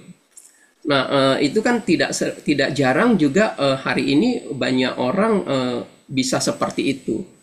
Nah, bagaimana menurut Ibu seharusnya kita menyikapi satu pelayanan yang sulit di tengah kenyataan pelayanan itu memang sangat memedihkan hati, dan nggak sedikit orang hari ini banyak yang mundur gitu loh Bu. Bahkan murid-murid Tuhan Yesus itu di dalam Yohanes pasal berapa itu mereka mundur gitu loh, karena merasa ini sulit sekali. Nah, bagaimana seharusnya kita menyikapi agar kita jangan sampai jatuh sebagai pribadi yang berdosa di hadapan Tuhan gitu. Oke. Nah, pertama-tama kita lakukan apa yang Tuhan nyatakan melalui banyak orang, yaitu kita datang kepada Tuhan. Mungkin kita bertanya, kita bahkan dengan jujur mengutarakan kepedihan-kepedihan yang kita rasakan, ya. Jadi kita jujur kepada Tuhan, curhat kepada Tuhan, dan kemudian kita lihat beban yang Tuhan berikan. Seperti saya katakan, ini adalah pergumulan kita masing-masing dengan Tuhan. Tapi kemudian ada satu hal yang menarik, ya saudara. Saya bagikan apa yang Tuhan katakan kepada Elia di dalam 1 Raja-Raja 19. Kita tahu bahwa setelah pembantaian 450 Nabi Baal, harusnya kan Elia mungkin bisa melihat bahwa berpikir bahwa pelayanan berhasil, tapi ternyata kemudian Isabel mengejar-ngejar dia. Jadi dia kemudian menyadari, walaupun 450 Nabi Baal sudah dibunuh, Israel tidak berubah, Ahab tidak berubah, sepertinya yang tetap berkuasa adalah Isabel, karena itu Elia minta mati. Ingat nggak? Elia minta mati. Saya sih tidak setuju bahwa dia lari ketakutan. Tidak. Sebenarnya Ibrania lebih karena dia melihat dan lari. Dia melihat keadaan tidak berubah dan dia lari, tapi dia begitu kecewa dia minta mati. Akhirnya Tuhan tidak mematikan dia. Tuhan memberi kekuatan melalui makanan yang dari malaikat, dan akhirnya dia pergi ke Gunung Horeb, dia curhat sama Tuhan tuh. Dia menuduh Israel berlaku tidak setia. Tetapi kemudian yang saya mau katakan adalah dia itu merasa bahwa dia sendirian. Karena itu ya kita melihat bahwa salah satu curhatannya adalah, saya bacakan 1 Raja-Raja 19. Saya bacakan ya ayat 10 misalnya, jawabnya, Aku sangat giat bekerja bagi Tuhan Allah semesta alam karena orang Israel meninggalkan perjanjianmu, jadi dia menuduh Israel meninggalkan perjanjianmu, merobohkan mesbah-mesbahmu dan membunuh nabi-nabimu dengan pedang, hanya aku sendiri yang masih hidup. Dia tuh merasa begitu kesepian, hanya aku sendiri yang masih hidup. Tentu saja Yeremia tahu ada 100 nabi yang di apa ditaruh Obaja di dalam gua karena kan Isabel membunuh nabi-nabi. Jadi dia tahu dia tidak sendirian. Jadi itu adalah ungkapan, saya pikir ungkapan, aduh Tuhan begitu menderitanya aku, begitu sengsaranya aku, dan dia merasa dia sangat gagal. Tapi saudara, ada satu hal yang kemudian luar biasa selain jawaban Tuhan bahwa Tuhan setuju dan karena itu mau Yeremia mengangkat 3 orang untuk menghakimi Israel, ayat 18. Tetapi aku akan meninggalkan 7.000 orang di Israel, semua orang yang tidak berlutut menyembah Baal dan mulutnya tidak mencium dia. Tuhan mengatakan, Yeremia, kamu tidak sendirian. Ada 7.000 orang yang tidak berlutut menyembah Baal. Dan saya pikir 7.000 juga angka simbolik ya, kembali 7 kali 1.000 ya. Saudara, apa yang sebenarnya Tuhan mau katakan? Yeremia, Tuhan mau mengatakan bahwa mungkin engkau tidak bisa melihat hasilnya dan kamu kecewa, tapi Yeremia bukan berarti tidak ada hasil sama sekali loh. Ada 7.000 orang yang aku pelihara yang tidak menyembah Baal. Nah, ini yang saya mau katakan Bapak Ibu. Sering sekali kita melihat bahwa pelayanan kita itu begitu minim buahnya. Tapi Bapak Ibu, pertumbuhan rohani itu tidak kelihatan secara fisik. Betul enggak? Dan kita sulit sekali mengukurnya. Tetapi saya pikir perkataan Tuhan kepada Elia di sini mau mengatakan kepada kita, kadang-kadang ya keadaan itu tidak separah yang kamu pikirkan. Aku memelihara umatku, aku menumbuhkan iman mereka, walaupun kamu tidak bisa melihatnya. Dan saya pikir ini adalah ayat yang kita sebagai pelayan-pelayan Tuhan perlu pegang. Tuhan berkata, aku meninggalkan 7.000 orang di Israel yang tidak menyembah Baal. Aku memelihara umatku, ya, aku menumbuhkan mereka. Jadi kalaupun kita tidak melihat, kita seharusnya percaya bahwa Allah berkarya melalui kita, ya, dan bahwa pada akhirnya Allah yang memelihara mereka. Kemudian satu hal lagi Bapak Ibu, Tuhan itu tidak akan meminta pertanggungjawaban kepada kita berdasarkan hasil, tapi berdasarkan proses. Mungkin orang-orang yang kita layani kok tidak kelihatan buahnya. Tetapi yang penting sebenarnya adalah kita sudah melakukan apa yang Tuhan mau kita kerjakan. Mau nanti ya apa hasilnya seperti apa, hasil itu tidak bisa kita kontrol Bapak Ibu, hasil itu di tangan Tuhan, tapi proses itu di tangan kita. Apakah kita akan melakukannya dengan benar atau kita melakukan dengan tidak benar, itu ada di dalam tanggung jawab kita. Karena itu jangan terpaku pada hasil. Karena yang akan Tuhan nilai, yang Tuhan minta pertanggungjawaban adalah apa yang kita kerjakan. Proses yang merupakan bagian dari tanggung jawab kita. Dan semoga itu akan membantu kita untuk tidak terlalu down ketika kita melihat kok hasilnya tidak seperti yang kita harapkan. Yang penting kita setia melakukan apa yang Tuhan mau kita lakukan. Hasil itu terserah Tuhan, dia mau seperti apa. Oke? Oke, terima kasih Bu untuk jawabannya. Ini ada 2 pertanyaan terakhir Bu yang ada di saya. Yang ini satu pertanyaan yang sepertinya cukup bagus gitu Bu. Bu, 40 tahun Yeremia melayani Tuhan dan dikatakan sepertinya tanpa hasil, gitu ya. Banyak orang yang dilayani kayak nggak ada satupun yang menerima pelayanannya Yeremia. Banyak orang melayani kalau seperti ini, seperti Yeremia, pasti kan tidak sedikit orang kemudian merasa gagal gitu ya, merasa gagal. Dan sepertinya juga Tuhan sendiri sudah kasih tahu dari pelayanan Yeremia ini dia akan ditolak gitu loh, dia akan mengalami banyak orang nggak akan menerima uh, pelayanannya dia. Nah, pertanyaannya, uh, bagaimana kita melihat pelayanan seperti ini sebagai pelayanan yang sesungguhnya menunjukkan bahwa kita masih tetap berkenan sama Tuhan. Satu. Yang kedua, kalau memang Yehuda tidak akan bertobat, untuk apa Tuhan sebenarnya mengutus Yeremia untuk memberitakan firman ini? Untuk mengajari apa gitu? Ya, oke. Nah, sebenarnya harus diduga bahwa pelayanan Yeremia tidak akan berbuah banyak karena apa? Karena kan Yehuda akan dihancurkan. Iya toh? Karena itu Yeremia menyuruh mereka jangan melawan karena Tuhan sudah memutuskan Yehuda akan dihancurkan. Jadi Yeremia tahu hasilnya. Yehuda akan dihancurkan. Artinya apa? Mayoritas tidak akan bertobat. Nah, dalam hal ini kalau begitu kenapa Tuhan mengirim?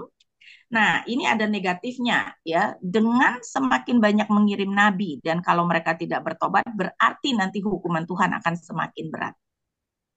Ya, itu negatifnya ya. Jadi memang kelihatannya ada nuansa seperti itu sehingga nanti ketika Tuhan menghukum dengan berat, Tuhan itu punya dalam arti dasar yang jelas. Kenapa dia menghukum? Karena aku mengirim nabi-nabimu, nabi-nabiku dan kamu malahan membunuh nabi-nabiku. Iya toh? Ya, dan itu berarti dosa yang besar. Tapi juga jangan lupa selalu ada the remnant, ada yang sisa. Yang sisa itu butuh dikuatkan. Tidak seluruh orang Yehuda itu semuanya tidak bertobat. Ada yang bertobat, tapi Alkitab menyebutnya yang sisa, berarti jumlahnya sedikit. Tapi yang sisa itu umat yang setia perlu dikuatkan oleh firman Tuhan. Dan karena itu juga salah satu alasan saya pikir kenapa Tuhan mengirim nabi-nabinya. Untuk segelintir yang sisa yang Tuhan sayang, yang Tuhan kasihi. Ya, nah karena itu, saudara, di dalam pelayanan kita kalaupun cuman segelintir yang bertobat, tapi itu adalah segelintir yang Tuhan berkenan, segelintir yang benar-benar bisa Tuhan pakai secara luar biasa. Karena itu sekali lagi kita pertama jangan melihat hasil karena sebenarnya Tuhan melihat kita proses, yang Tuhan akan minta pertanggungjawaban adalah proses ya.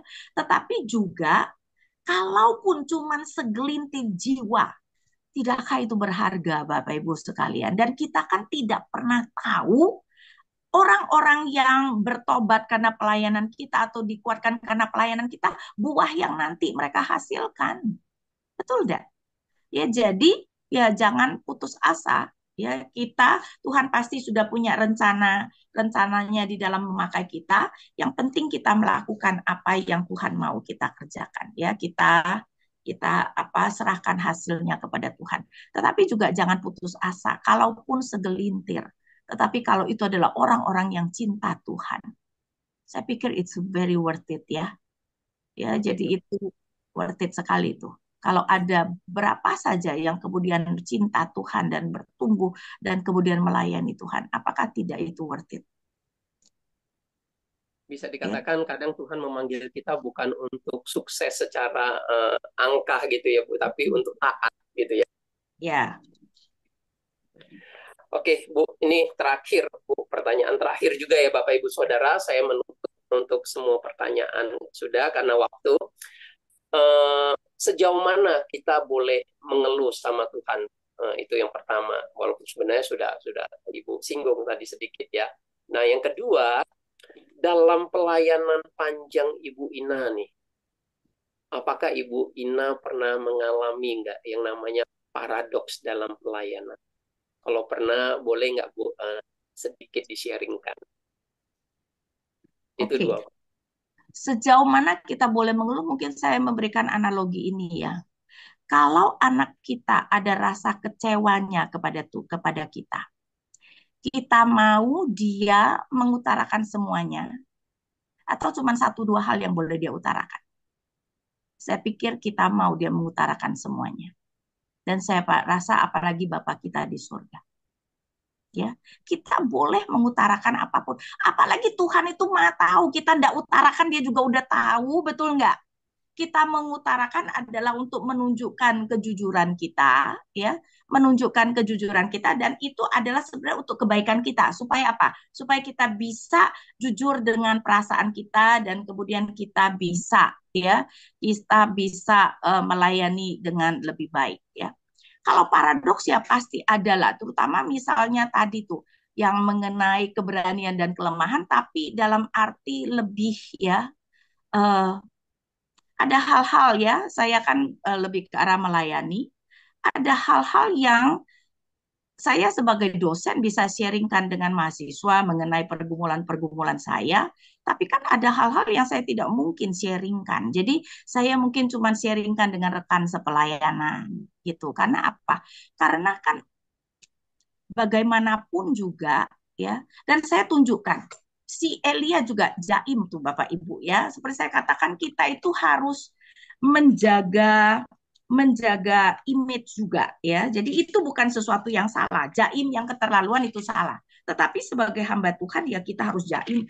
Bayangkan ya, misalnya ya, kalau kita ragu akan kasih Allah, ya, kita mengalami dan kita akhirnya di dalam kepedihan kita meragukan kasih Allah. Ketika kita di dalam pergumulan itu, baik nggak kita sharingkan pada jemaat? Saya rasa enggak, ya. Karena kemudian ada jemaat yang juga meragukan kasih Allah. Kita sharing begitu, habis dia. Dia akan berpikir, wah kalau begitu memang Allah itu kasihnya perlu diragukan.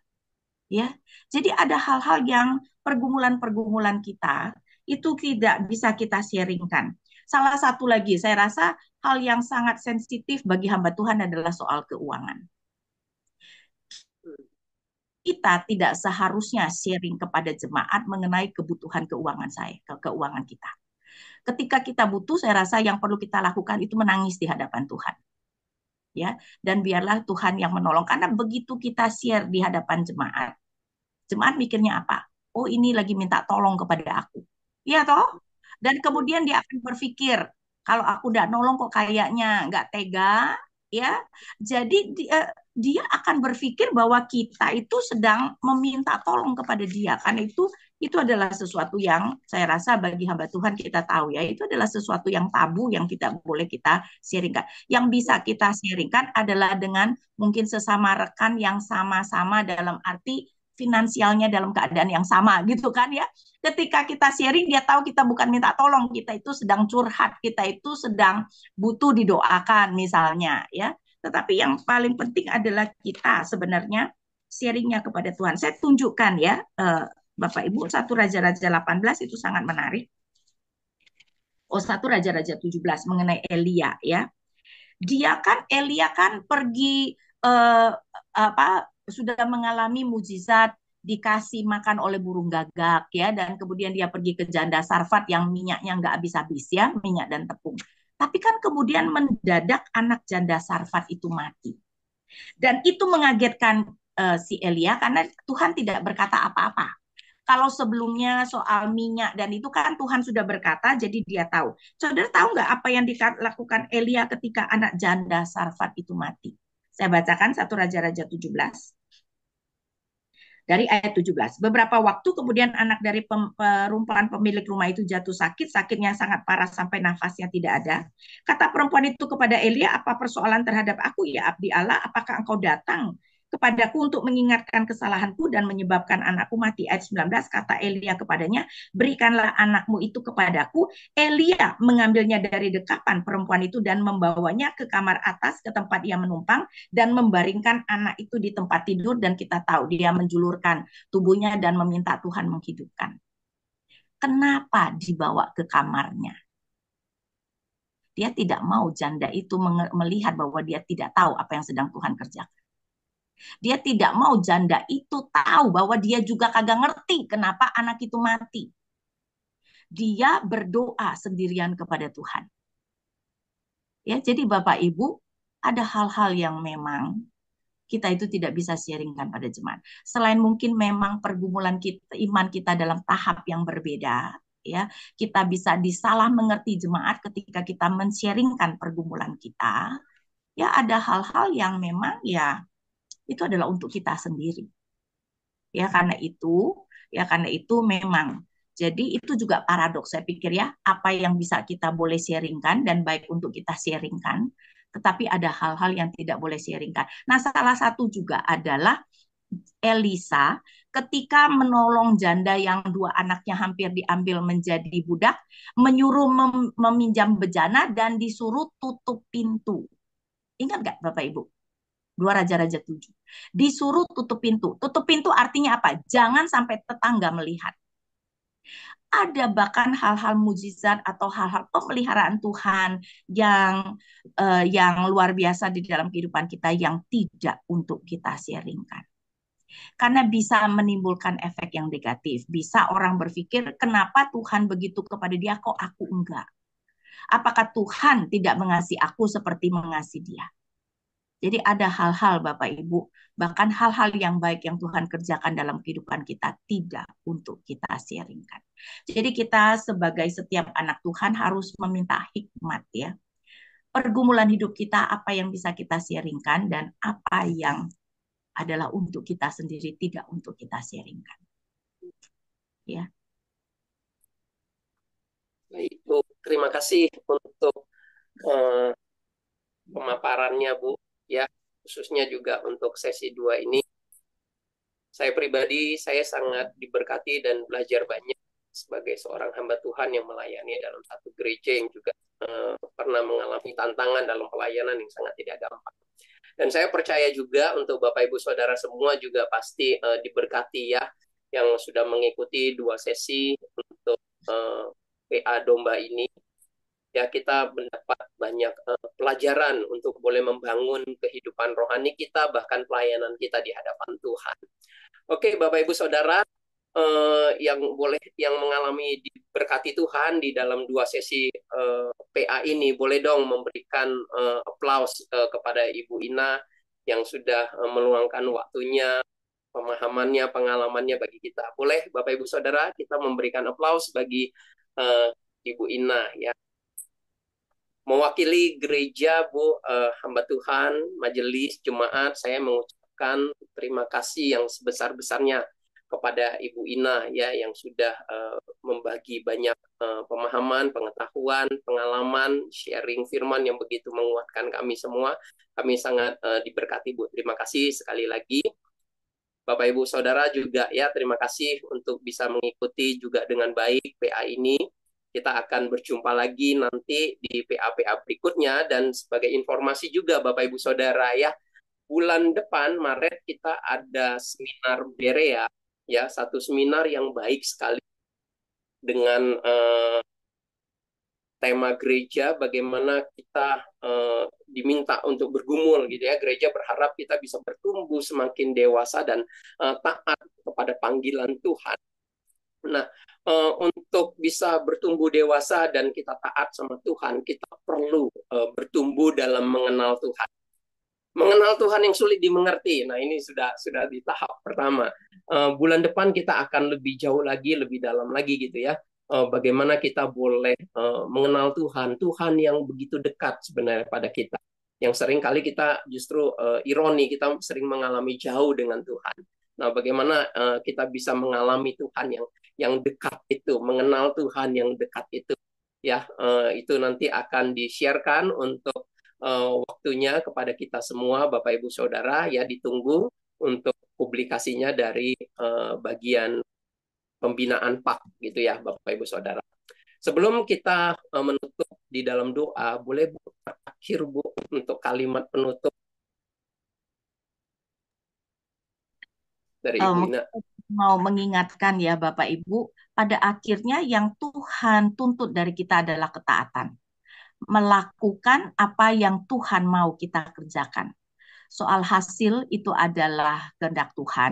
Kita tidak bisa bertanggung jawab pada hasil, tapi kita harus bertanggung jawab dengan apa yang kita lakukan, proses yang kita lakukan. Karena itu, fokuskan pada proses yang kita lakukan. Pastikan kalau kita melakukan proses yang benar, ya, kita melakukan pelayanan seturut dengan prinsip kebenaran firman Tuhan. Dan pelayanan itu memang tidak pernah mudah, karena itu adalah baik. Memang kita itu juga mempunyai rekan-rekan yang kita bisa sharing ya, kita bisa berbagi, tetapi juga ingat apa yang Tuhan katakan kepada Elia. Tuhan pasti akan melakukan lebih daripada apa yang bisa kita lihat dengan mata kita. Karena itu jangan kecil hati hanya berdasarkan apa yang kita lihat. Karena Allah kita yang adalah yang punya ladang, dan Allah kita itu jauh lebih mengasihi jemaat kita dari kita, ya. Karena itu kita boleh serahkan semuanya kepada Allah yang mengutus kita. Nah, itu aja. Terima kasih. Oke, thank you Bu. Oh ya, Bapak Ibu Saudara, seminar Berea bulan depan itu onsite ya Bapak Ibu Saudara ya. Tanggal 22 Maret jam 9 pagi sampai jam 12 siang. Ya, ini informasi yang bisa diberikan. Sekali lagi terima kasih untuk Ibu Ina. Yuk kita boleh berdoa sebelum kita menutup. Tuhan, kami bersyukur untuk pembinaan yang Tuhan hadirkan melalui gereja kepada kami. Kami bersyukur juga untuk hamba-Mu, Ibu Ina, yang Tuhan sudah boleh pakai membagikan pemahamannya akan firman terhadap kami. Kami diberkati Tuhan. Kami belajar bagaimana kami boleh menjadi pribadi yang semakin bertumbuh mengenal Tuhan.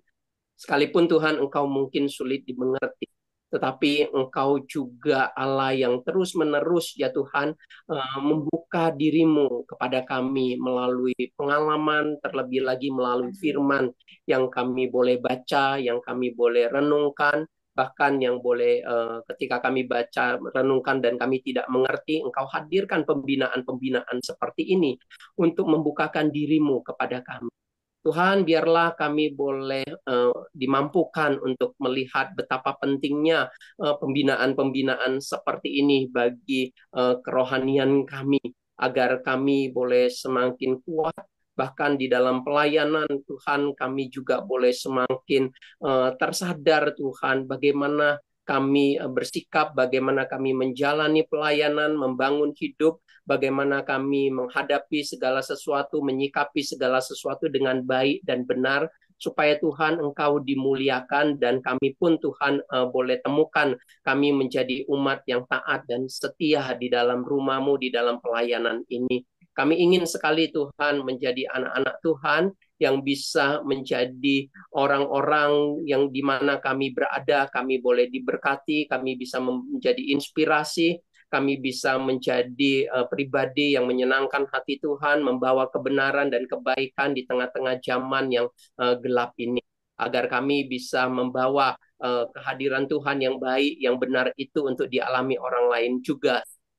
Kami juga bersyukur Tuhan untuk Ibu Ina yang terus Tuhan boleh pakai. Tuhan, biarlah Engkau urapi hamba-Mu ini, berkati untuk pelayanan hamba-Mu sebagai dosen teologi untuk bisa memperlengkapi banyak calon-calon hamba Tuhan, bisa menjadi orang-orang yang bisa juga membawa pembaharuan di gereja Tuhan. Berkati juga untuk kesehatan Ibu Ina bersama suami, berkati rumah tangganya, berkati hidupnya, ya Tuhan, biarlah Tuhan hamba-Mu ini boleh terus bisa menjadi terang dan garam yang boleh mewarnai, menerangi dunia ini, khususnya gereja-gereja yang sangat membutuhkan, ya Tuhan, pelayanan hamba-Mu ini. Hamba juga menyerahkan seluruh jemaat-Mu ke dalam tangan-Mu. Tuhan juga berkati kami, kiranya boleh terus ya Tuhan diberkati untuk boleh terus setia dan juga boleh kuat di dalam pelayanan, bahkan di dalam kehidupan pribadi yang mungkin sedang bergumul dengan masalah-masalah pribadi, kesehatan, masalah keuangan, masalah usaha. Tuhan, ini dunia yang sulit, yang kadang kami tidak mampu untuk bisa jalani, kami tidak mampu untuk survive, tetapi biarlah Tuhan, iman kami tidak gugur, tetapi justru Tuhan tolong kami untuk bisa melihat harapan bersama dengan Tuhan, karena hanya bersama dengan Tuhanlah kami bisa melewati masa-masa sulit, kami bisa menghadapinya seperti Yeremia yang menghadapi situasi sulitnya bersama dengan Tuhan dan dia berkemenangan. Demikian juga kami rindu Tuhan, kami bisa mengalami itu bersama dengan Engkau. Terpujilah nama-Mu Tuhan. Di dalam nama Tuhan Yesus kami berdoa. Amin. Oke, Bapak Ibu Saudara, Pia Domba